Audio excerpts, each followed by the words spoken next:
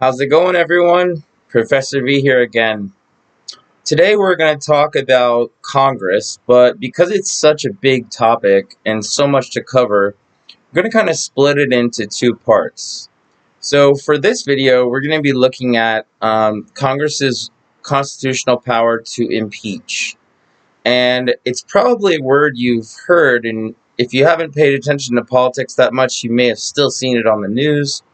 So what we're going to talk about is, in this case, congressional power to impeach, and what does it mean, and how come presidents have been impeached but they're still remain in office.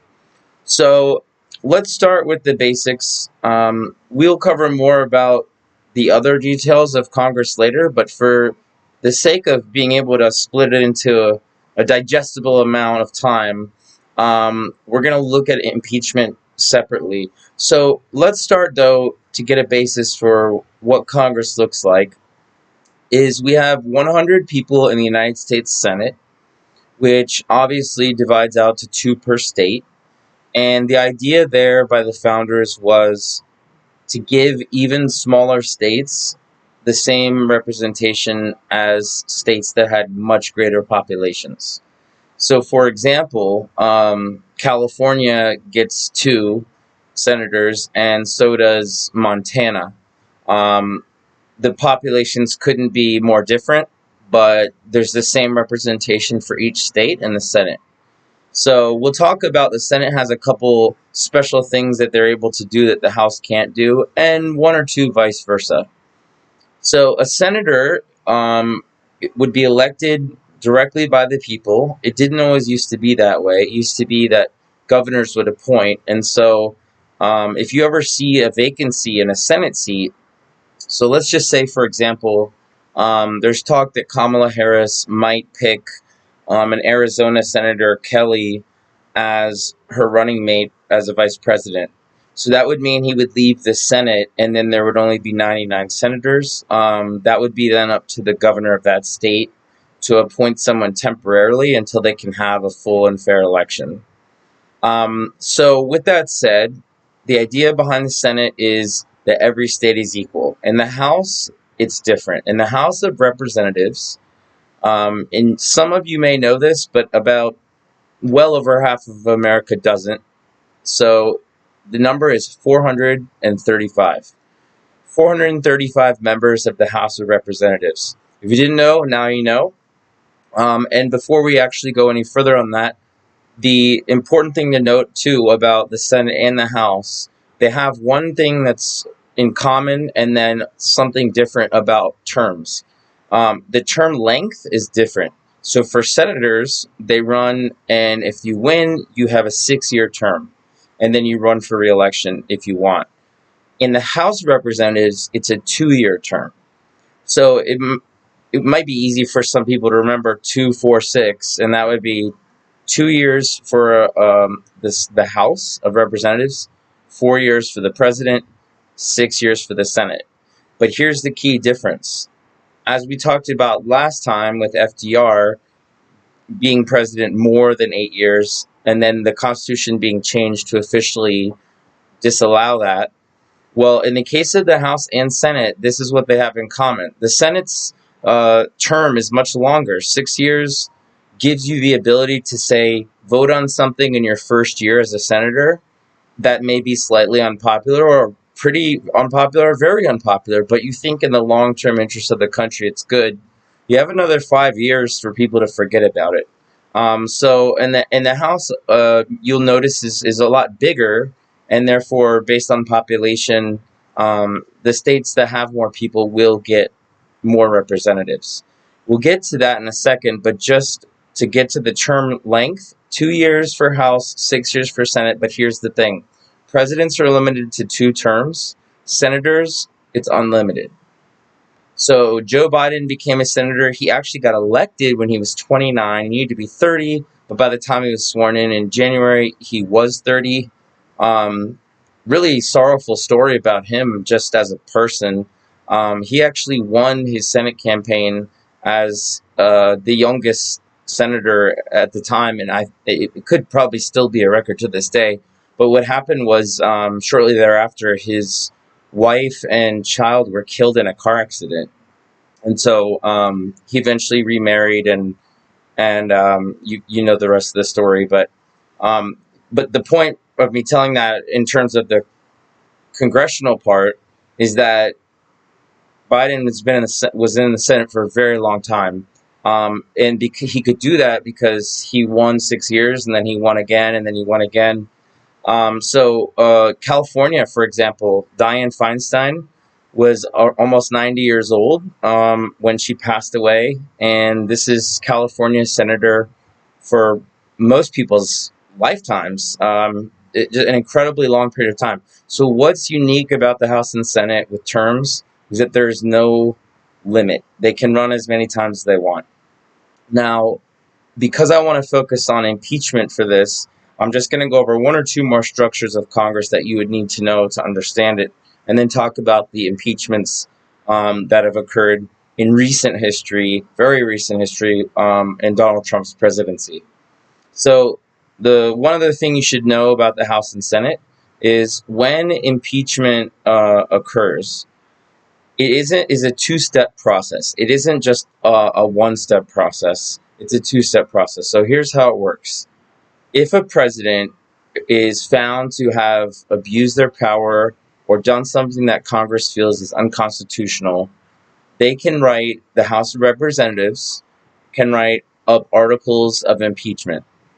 And it's kind of a fancy way of saying, here's a list of things we think that you've done wrong, uh, Mr. or Mrs. President. This is what we're essentially charging you with it. Now, it's really important to know, you're going to hear the terms conviction in a minute. It does not mean a criminal conviction or even a civil conviction like a lawsuit. And that leads us to the Senate part. The Senate then, once the House passes that impeachment, passes it on to the Senate, and the Senate votes whether or not to convict. So it is tricky because we hear convict and we think, okay, felonies or some type of crime. So essentially, this is unique because what happens is the senators in this kind of moment become like judges, but only with one real power: to vote yes or no on whether to kick the president out right then and there, convict them.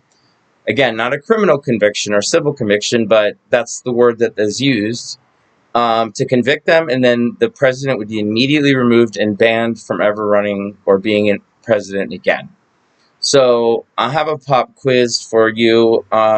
You may have to answer it rhetorically since we're not meeting in person, but I always like to ask students, which president or presidents have been impeached and removed. Um, it's a trick question because the answer is none. Um, Almost everyone would guess that if there were somebody, it would be Richard Nixon. Also Andrew Jackson. I mean, there are others that we could talk about, but the fact was that Nixon, in this case, this is probably the more, because it's somewhat more recent, and certainly in the modern age of TV and media, it became massive that Nixon essentially paid people. We talked about this last video, to break into a hotel, and then there was all these crimes that he had recorded.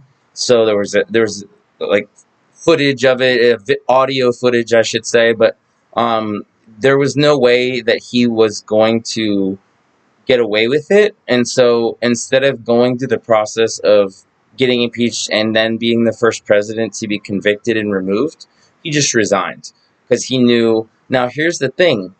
You might ask you, though, well, if this has happened where Bill Clinton has been impeached, Nixon has been impeached, Trump has been impeached twice, then what is the meaning? Because nothing happens to them. There's no punishment.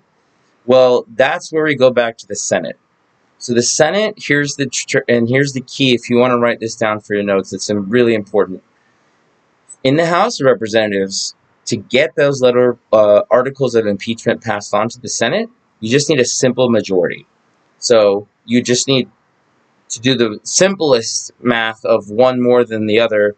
218 people out of 435, 218 members of the House of Representatives versus 217 or any number below that, and any number above 218 would be enough to have those articles of impeachment sent to the Senate. Then the Senate essentially puts the president on trial. But again, it's not the president themselves. In the case of Trump, they're not going to come to the Senate floor and hear what they would probably call a political bashing or something.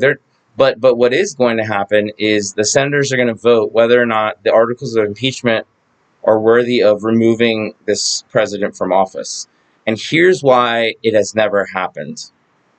And that is going to go back, best explained by my corny joke, which is 2/3 of senators don't agree that the sky is blue or that grass is green. And it takes 2/3 of senators in order to convict a president after they've been impeached. So if you want to write it down, the majority rules in the House is enough to pass the impeachment on to the Senate. But then in the Senate, math-wise, you would need 67 out of 100 senators or more to say this president is guilty of these articles of impeachment, the different violations of the Constitution. Again, not criminal necessarily. There may be future criminal punishment, but if you've been following along to the other videos, the Supreme Court has almost completely given presidential immunity in perpetuity. In perpetuity means essentially forever, endlessly into the future. So with all that said, let's go back to the Senate. So here's what happens, and I'm going to take the two impeachments of Donald Trump so you can see both sides, his side, and there are many of the Republicans on the first one especially, and then the second one as well. So one of the things we spoke about briefly was that Congress is in charge of the money, and so all federal tax dollars that go that are received by the federal government, they all go through and flow through Congress. They're in charge of the money. They have what in political science is called the power of the purse or the wallet, whatever you prefer. But it is the biggest purse or wallet in the world, and it's an enormous amount of money. And this matters for this story because in the case of Trump's first impeachment, the question was about how he did or did not spend congressional funds that he signed into law that were given to him by Congress, and as an executive branch, he's directed to then act upon. So remember when we talked about presidents, they have the right to veto things, and when they do veto something, that usually means the end of it. But in the case of the first impeachment of Trump, something really, I kind of almost dare say, standard was happening, which was that the United States was giving a significant amount of money to Ukraine. At this case, it happened to be about around $390 million, $391 million. But if you've been paying attention since this video and since 2022 when Russia's invaded Ukraine, the United States government is giving a lot more money to Ukraine now. So why were we back then? Just as a quick side note, because we'll do a whole class on foreign policy and everything, but just briefly, during the Clinton administration, when the Soviet Union dissolved and broke apart, imagine the United States breaking into all 50 states are now countries. So the United States has close to 6,000 nuclear weapons, as did the Soviet Union and now Russia. So imagine that the United States breaks up into 50 different states, kind of like the Soviet Union broke up into multiple smaller countries. Well, their nuclear weapons in Virginia Beach or in California that the government has that are now not part of the United States government because the United States no longer exists, like the Soviet Union falling apart. Now it's just California, the country, has nukes. So that was Ukraine's place at that time.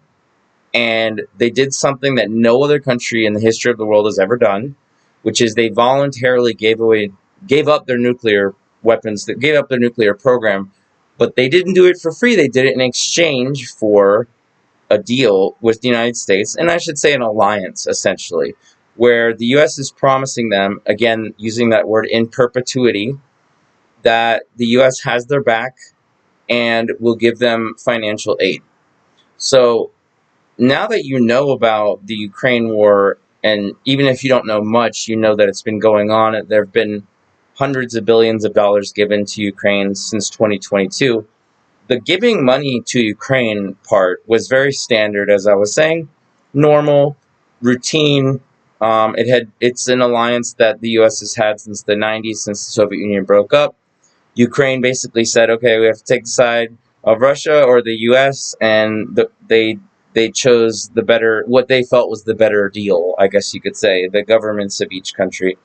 Um, so with that said, Trump is now president, and a guy named Zelensky becomes the new president of Ukraine. He's elected, and Trump, as would be normal for any president, calls and congratulates him as an ally and says, "Congratulations, you won." Interestingly, Zelensky was kind of a pop figure in Ukraine as well. I don't know how much else he has in common with Trump, but he didn't come from a government background. So this phone conversation takes place, and now if you want, if this will help for your notes. Here's where we just get to how or why was Donald Trump impeached the first time. So now that you know that giving aid to Ukraine is normal and routine and standard for the U.S. in policy, um, it would make sense that the Congress has passed along money to the president, who then signs it into law, having not vetoed it, right? So then it would become law. And the president's job is to take the money that Congress allots and to use it in the way Congress has said, because the Constitution sets out those parameters. So what Trump did was he called the president of Ukraine and made some pleasantries, but then along in his phone call, and by the way, you might say, well, how do you even know about his phone call, what he actually said? Well, there are people that listen in on the phone calls for a variety of reasons, not talking about spies. That may be possible, but that's not what we're talking about. In this case, one of the people on the line was a guy named Alexander Vindman. Um, Vindman was a Ukraine expert, and in cases like this, you might want someone there who maybe is, say, has the ability to translate or is an expert, or in this case, specifically, it really matters for this one reason in this case, it could be a whistleblower. In other words, a whistleblower is someone who is an ethical hero who is saying, there's something wrong here ethically. I can't just sit by and watch it. You're literally like a referee blowing the whistle. So what did Alexander Vindman whistleblow about? What did Trump say that was something that made Alexander Vindman, you know, literally risk his entire political life to kind of get that information out there? Well, in the conversation, Trump, we now know, said to Zelensky, essentially, he didn't use these words, I'm using these words, but he offered a carrot and a stick, which is another kind of like a political way, a little term that people would say, and you may use it in other ways as well. If you were racing a horse, you'd have two ways generally to get them to go faster, or to get them to go at all, to run, so you could ride them before cars, say. One is a carrot, which is a gift, which is not necessarily a bribe, but a way for them to feel like rewarded for what they're doing. And then the other is a stick, which would be like the punishment, like actually hitting the horse and then having it go faster. So without saying carrot and stick, Trump did the carrot and stick. He said, well, first, I have this money, he says, from the Congress, the $391 million to give to Ukraine, but I need a favor, though. And that word "though" right there really made it a question of, is this now becoming a carrot and stick situation? Is this now becoming some type of bribe? And what he said was, Trump to Zelensky, the Ukrainian president, I'll give you the money when you first announce, if and when you go and announce, without mentioning my name, don't bring me up at all, on your own, in front of your own cameras, tell the world that you are investigating Joe Biden's son. Okay, so time out. What the heck, Professor V? What does this have to do? Here's why. Because Obviously, we can disagree with politicians, but generally, someone who gets elected president had someone in their campaign that knew something about politics. They had some political instinct that was savvy enough to get them elected. Not saying that you agree with them in any shape, way, or form, but why do I say that? Well, because clearly someone in Trump's circle was telling him, hey, look, yeah, your presidency isn't over yet, and the Democrats aren't yet voting to see who's going to take you on in the 2020 election. But Joe Biden is polling really strong in hypothetical matchups. So now does it make sense? Biden asked Zelensky to announce a public investigation of Joe Biden's son. And what that does is, and that the purpose of that, I think any sober, honest minded, nonpartisan would say, was because if Trump goes out and says, I'm investigating Joe Biden's son, it looks really obvious that he's doing a political hit job, which, by the way, he absolutely has made very vociferously clear that he thinks Biden is doing to him, which, by the way, isn't really true and isn't really possible, but that's beside the point. So Trump says to Zelensky, I need a favor, though, if you want this money. Now, here's the problem. The Congress has controlled the money, so the president doesn't have the power to put these caveats in place, or bribes, if you want to call them that, in this situation. And then, as the reward, as the carrot, Trump says, once you announce that, President Zelensky, newly elected, getting this money from me, once you announce that you're investigating Joe Biden's son, I'll fly you to Washington, and you get to come to the White House, and you get to shake my hand in front of the whole world. And that may not sound like a lot to some of you, but Ukraine is, a moderately poor country. It's a big honor, no matter who you are, unless you're an enemy of the United States government. Ukraine is an ally, and this is a major honor. It's not out of bounds to think that it would be a real delight to be seen as a new president, shaking hands with the world's biggest, most powerful country. And when I say biggest, I mean in terms of GDP and gross domestic product. And arguably the most powerful military, certainly in terms of how much the United States spends on it. So it makes sense that's a bribe. It's a pretty sweet deal. You get to go to the White House in front of the whole world, and nobody really knows who you are worldwide yet, and here you are on the world stage. So just do me this favor, though. Announce the investigation into Joe Biden's son, and then you get this carrot as well. Alexander Vindman, the guy, one of them listening on the phone, blows the whistle. Tells someone, I believe the Inspector General was among the first to know. So now we have a situation that Trump is getting wind that somebody not just knows what he said, but has whistleblown. So what he did immediately was he released a transcript of the phone call.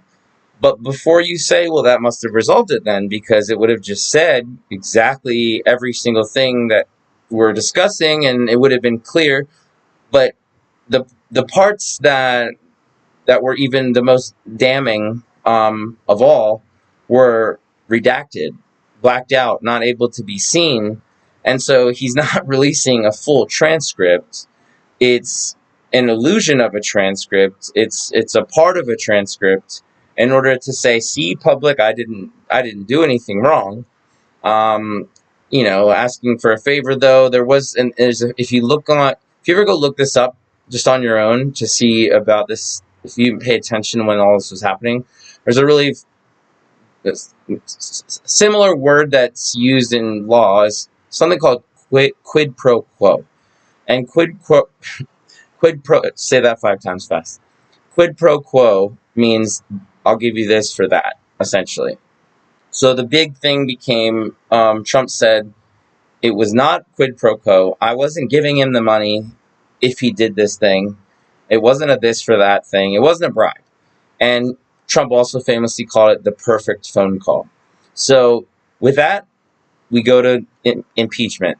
The House of Representatives, controlled by Democrats, majority, passed articles of impeachment, among them abuse of power as the president withholding funds that Congress had allotted. And then it goes to the Senate. Now, in the Senate, every single Republican, remember, you need 67 senators to say goodbye, you're out of office now.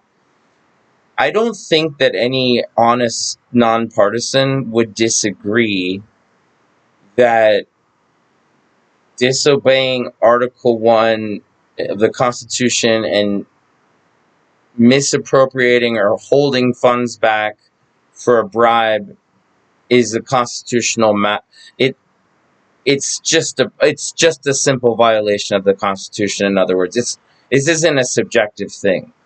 You can't do that. But it goes to the Senate, and at times politics can be partisan. And although I said, if you listen just a second ago, every single Republican voted no for conviction in the Senate, except one. And that one, if you've never heard of this person, is going to surprise you. Before I tell you who it was, this person, just to give you background, 4 years before Trump, was the Republican nominee for President of the United States. This person who voted to convict Trump and remove him from office and permanently bar him, the only Republican to do so. No other Republicans in the Senate did it except one. His name is Mitt Romney, senator from Utah. Republican, was literally the nominee against Obama. He could have been president if he had won that election. So this is why I say what I say. I don't think it's a partisan thing to say that withholding money that Congress has allotted is by a president doing that and requiring another country to have this carrot and stick scenario in order to get it. That's just simply not constitutional. It isn't really a partisan issue of Republicans and Democrats, but as I'm watching all of these senators get up, it all seemed very predictable to me. I assumed that all the Democrats would vote, yes to convict, and all the Republicans would vote no. And by the way, to be fair, when this similar situation happened in the 90s, but reversed, it wasn't. The impeachment was about something different. It was about lying about an affair under oath by then President Bill Clinton. I expected it then too, but in the reverse. I expected that all the Democrats would say, "Oh, it's not that big of a deal," and they would vote not to convict, and all the Republicans would vote to convict. Objectively, I don't know that that's how the founders, or just logically, objectively, any wise person thinks it's a good way to handle the country, is to go based on whatever your party is doing. But not everyone in the party. It was just that one person, Mitt Romney, and he basically got up. And as I'm watching this, I'm thinking, I already know how, I assume it's just going to be all the Democrats versus all the Republicans. Exact same reverse of way with Democrats. All the Democrats defended Bill Clinton, all the Republicans. But Mitt Romney stood up and essentially said, in his first sentence or two, I could tell how he was going to vote, and I realized I was wrong. He basically said, I have to look my grandchildren in the face one day. My oath is to the Constitution, not to the Republican Party, and I think Donald Trump violated his oath of office, and I'm voting to convict. And that was a really, really, really big deal. But here's the thing. It didn't matter at all in terms of President Trump's presidency. Not only that, he now had, and think about this as just political strategy. Trump has one huge advantage now. It might sound weird, but it also did the same thing for Bill Clinton for many reasons. But one of them, which is what I'm saying, is when Bill Clinton got impeached, in some areas, among some groups of voters, his ratings went up. So you get impeached and more people support you? Well, if you're a partisan Democrat, which you're allowed to be, then you would say, well, they're just going after Bill Clinton because he's a good president, he's popular, and they can't find anything else to do. He keeps winning elections, and And so, yeah, we're just going to find a way the Republicans are just going to find a way to get rid of him. And vice versa with Republicans with Trump. So this is all happening, and Trump is able to do something that I don't think Bill Clinton actually did this, but he could have done. And that was the next day, Donald Trump holds up a newspaper that says, President Trump is acquitted. And that means, in legal terms, that means you're found innocent.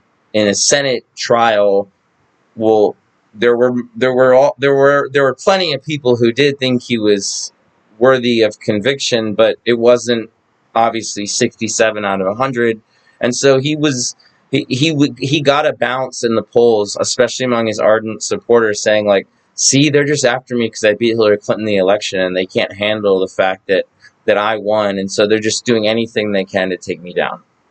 So that's the first impeachment. The second one probably take a little less time to explain because we already went over a lot of it in previous videos. But this one is for January 6th. Now, in this case, there were actually 57 senators that voted, and that was far more than the first time. We have another half dozen Republicans coming on board. And if you don't remember, just briefly about January 6th, Donald Trump has told his supporters that the election results are going to be fraudulent if Biden wins. And if he wins, then they weren't fraudulent. Knowing that there will be a lot of mail-in voters that would be likely to vote for Democrats, he spends 9 to 10 months discrediting mail-in ballots. And then when the ballots are all counted, normal and mail-in, in person, everything, as it turns out, Trump loses, and now the question turns to, what is he going to do? Is he going to accept defeat, or is he going to fight? And as we know from the January 6th, he told his supporters to fight like hell. Now, he says, I didn't mean that as physically fight.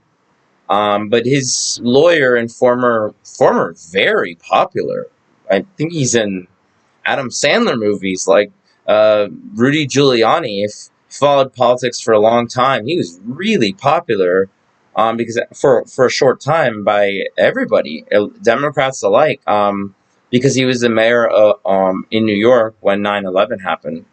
But later, now we fast forward all the way to Trump. Rudy Giuliani that day on January 6th as well is saying, this is going to take combat. And then later it was like, well, no, we meant legal combat. Well, whatever the interpretation that they explained later, the people in the crowd that marched to the Capitol, as we know, were responsible for killing 10 people. And I will hold to that number, and I think you should too, because the suicides of the police officers that didn't die that day, but that died within weeks because of that day, I think that's appropriate to acknowledge that their death was a part of January 6th, even if it wasn't on January 6th.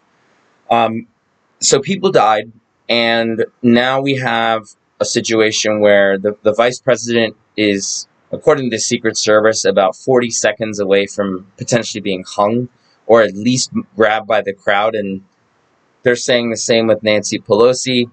You saw the videos, bring her out or hang Mike Pence. So this is a very serious situation. And what was really fascinating at the time was almost immediately, within about a day, many members of Trump's administration resigned. There were people like very, very partisan Republicans. Like, no matter what will support Republicans, they were starting to say, like, this is just too far. This is another level. But when it came to the vote, and an example I'll give you of Mitch McConnell is fascinating. Mitch McConnell is, if you follow politics at all, if you're a Republican, he is as good of a lawmaker as you can get in terms of getting things done. I would say this as a strategist that doesn't take sides. Nancy Pelosi, I would argue, for Democrats, is a master at getting things done. You don't have to agree with anything she does or whatever she gets done, but Mitch McConnell the same. in the Republican Party. So why do I say that? Well, because he's very influential. He was the reason that Trump was able to get 3 Supreme Court picks through, because he stalled on one that Obama was supposed to give in 2016 before Trump was elected. We'll talk about that in the next lecture. But long story short, we now have Mitch McConnell, who has essentially refused to say anything negative about Trump for 4 years. And he now standing in front of the Senate saying, there's no doubt that what Donald Trump did, basically whipped up the crowd, and the reason that people died is because of him. But then he decided not to vote to convict Trump. You might say, well, why does that matter? Because, Mitch McConnell would say, well, he's done with his term. Like, we've moved on. It's Biden now, so it doesn't matter if we impeach Trump. Well, here's the thing. If Trump was convicted of the impeachment in the Senate, couldn't run. I mean, he could run, but he couldn't be president again. So does that make sense? So the first impeachment, very partisan. Only one person from the Republican Party in the Senate strays. But then in the House, they picked up 10 more people for the second impeachment. And then you have another 7 or plus Romney, so 6 in a 6 in 1 of the Republicans saying, we're not going to allow this person to run again. They can't be president again. So they weren't those senators that changed their minds and voted along with Romney, said that they want to make sure Trump can't run again. And so that's what a conviction would have done in terms of significance. Because if you're at the end of your term, say it's Obama or Bush or Bill Clinton, and if they're the last day of their second term, then conviction, it means nothing. It's 8 years, they're done. They can't be. They've already done their 8 years. That's it. You can't run more. But with Trump, he obviously was still eligible because he still has 4. You get 8 years, 2 4-year terms. They don't have to be congruent.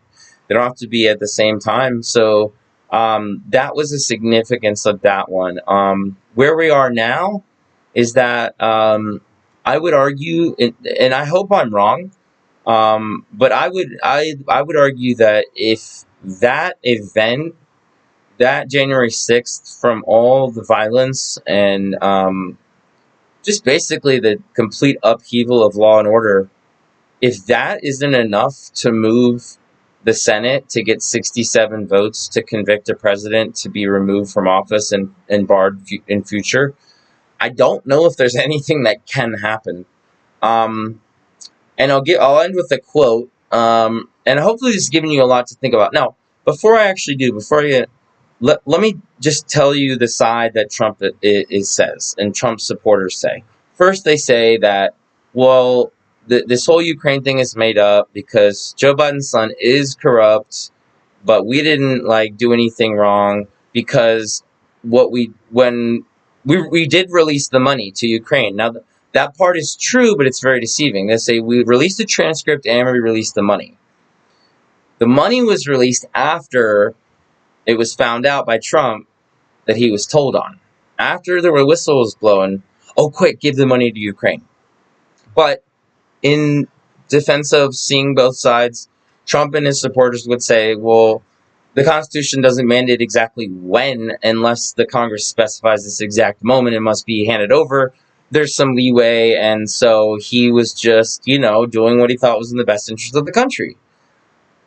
That's the argument that essentially summarizes, Trump's side of the first impeachment, and he just basically said, Nancy Pelosi and the Democrats are just mad that I beat Hillary Clinton, and they just fabricated this whole thing.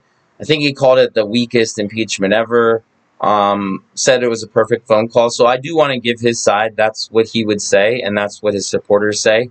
And there's no denying this fact, which is, among the people that were more or less already on his side, when he got found, when he was not acquitted, I guess I want to say not guilty, but that's not quite the terminology. When he was not convicted by the Senate, there wasn't 67, and now it says acquitted in the newspapers. That really actually gave him a bounce in the polls, the way I was describing with Bill Clinton. because the most ardent supporters say, see, people were after him and they couldn't make it stick because it was just made up. And then with the second impeachment, I think it's a little bit more difficult to articulate Trump's supporters' arguments or Trump's argument as to why January 6th was not an impeachable thing. But one thing that he has said is that he didn't tell people to go fight physically. And he's actually Trump has called the prisoners that attacked the Capitol that day that were then charged with various crimes, most of them violent crimes. He's called them political hostages.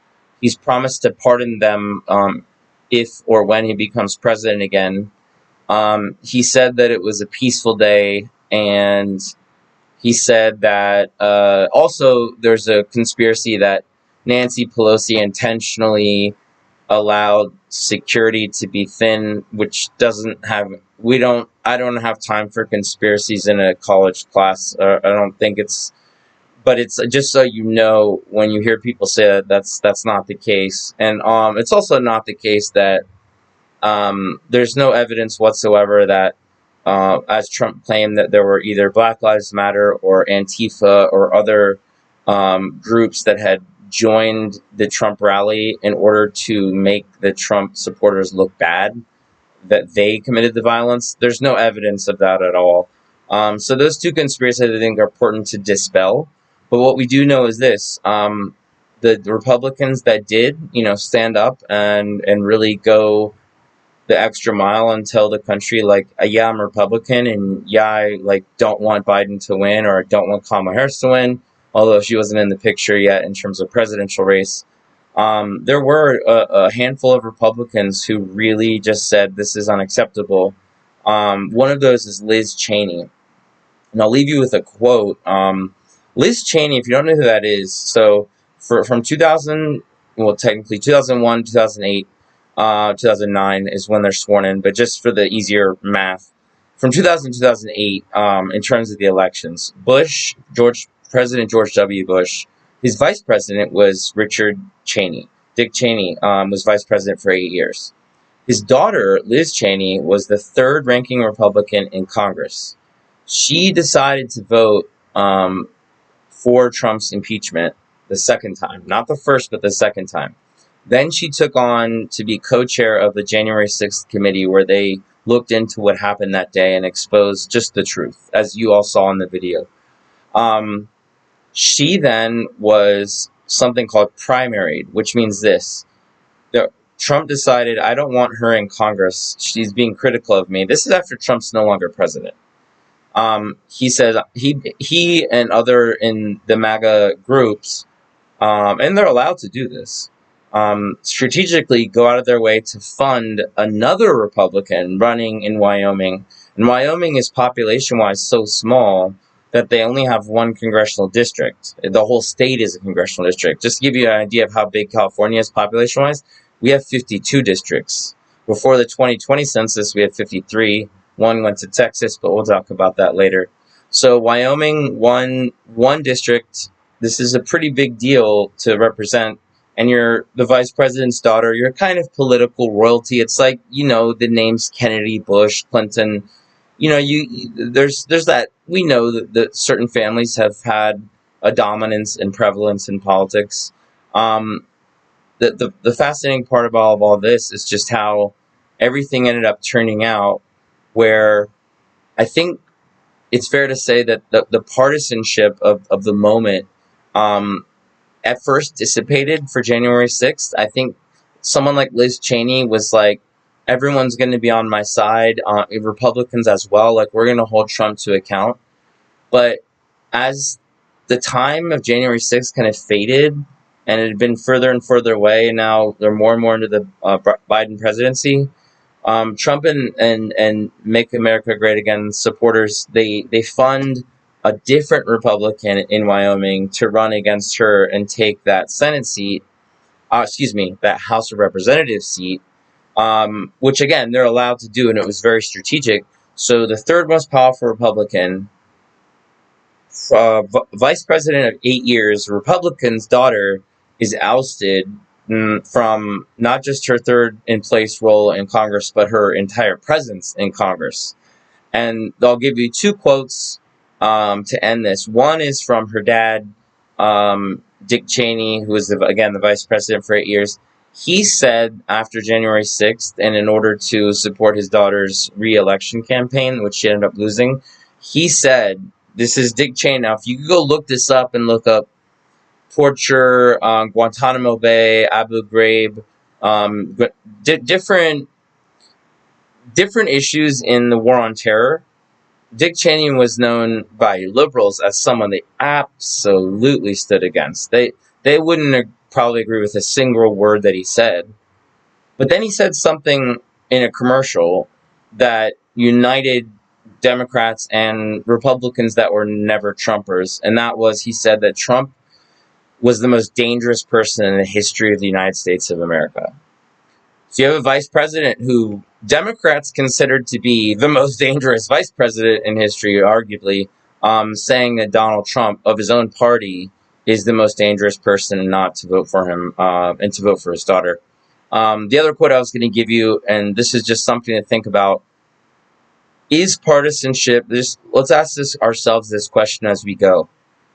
Is partisanship, which means a loyalty to one party, in its extreme form, is it damaging to the country?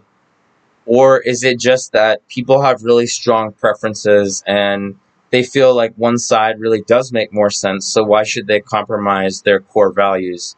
It's a good question. It's an important thing to look at. But I'll leave with Trump's one of his famous quotes, which was, and I just want to be clear, I don't in any way, shape, or form advocate anything that he says, and I think that it is a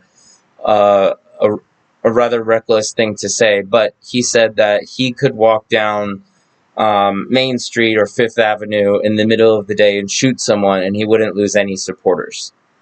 That ended up being true in a lot of ways after January 6th. And so when students ask me, having seen the January 6th videos, knowing what actually happened, finding out, learning about it, how is it possible that people that, could defend that? And I just referenced that quote that Trump said. He remarkably has people that... Now, by the way, there are people like that on the Democrat side as well. Absolutely. There are people, what I mean to say is, that will, no matter what, vote for Democrats. So this isn't to pick on one party or another at all. This is just to point out an example of what partisanship can look like. So that to me is the overall theme that I get from impeachments, is that they're, in a way, almost, at least in recent experience, a ceremonial thing where it is a powerful statement. It is embarrassing for the president. It is a really major thing. But January 6th didn't get 2/3 of the vote for senators. I don't know if there's anything that could happen that would break the partisanship to the point where people just said in the Senate, hey, we have to convict this president so that they can't run again, or that they have to leave. It's a fascinating time. I hope y'all are enjoying it. If you have any questions, thoughts, insights, post them. I can't wait to hear from you all. Always fun. We'll talk next time about Congress's other powers, but for today, now you know, impeachment, conviction. First has happened many times. Second, never happened. And that's why we have the race that we have right now for president. All right, y'all. See you soon.